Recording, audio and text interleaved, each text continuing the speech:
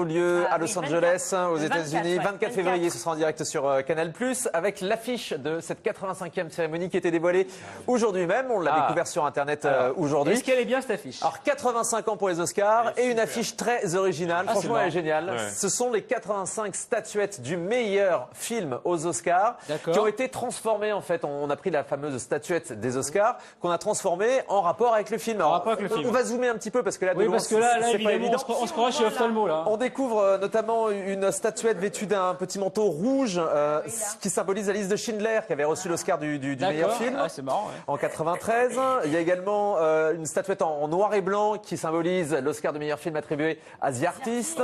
On a aussi une statuette en combinaison de démineur pour le film du même nom de Catherine Bigelow en 2007. Voilà, c'est donc très original. Tous les films depuis 85 ans ont donc été refabriqués avec les petites statuettes et on se demande évidemment quelle forme prendra la statuette cette année avec ce film en compétition. Je suis le roi du monde. Celle-là, c'est Titanic, évidemment. Là, on peut s'amuser comme ça en zoomant à retrouver le film auquel correspond la statuette. Je trouve ça très réussi.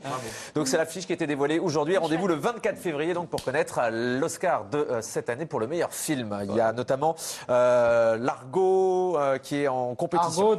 Argo de Ben Affleck et surtout Emmanuel Riva. Emmanuel pour Amour. Pour Amour. Eh oui. Seule représentante française cette année. Absolument. Mais chaque année, maintenant, il y a des Français aux Oscars. Le cinéma français, quand même, est fort.